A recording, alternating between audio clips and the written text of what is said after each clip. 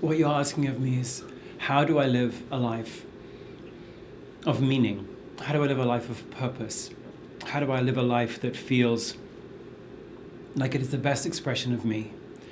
And it's an age-old question that the Greeks have wrestled with, the Romans, the Renaissance philosophers, the psychoanalysts and psychotherapists, all the way up to today, as we all try to figure out, well, how on earth do I live a life that is my life?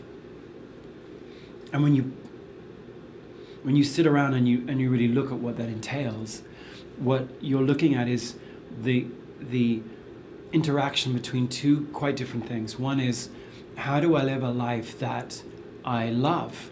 How do I live a life filled with things that seem to make me happy?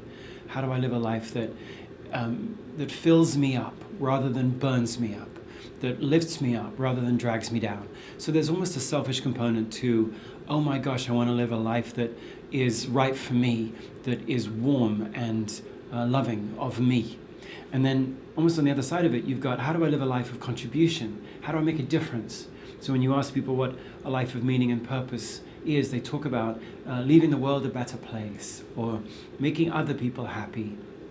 We all have other things in our life other than us that we want to make a contribution to, whether it's our family or whether it's our loved ones or whether it's our community or whether it's some cause that we are personally committed to, or whether it's our country, or of course at work, whether it's our company.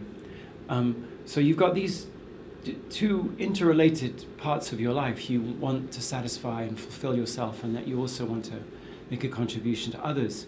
And what we're of course saying here is that these two things are not either side of a divide, that they're actually beautifully interconnected, that the only way in which you're going to make a contribution, a lasting contribution in life, is if you really understand what it is that you love.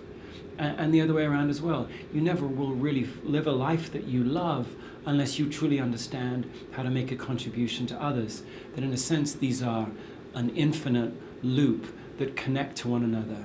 And so when we think about it, we think about one of those loops as being all about love, and we think of the other side of that loop as being all about what it is that you contribute through that love. And these things talk to one another.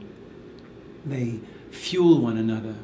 And so when we offer advice to someone on how to live a full and rich life, the most helpful thing we can do is to help you or anyone else go, how do these talk to one another in your life? How do you love what you do? And then how do you contribute through your work what you love? How do you pull those together into an ongoing, lifelong love story?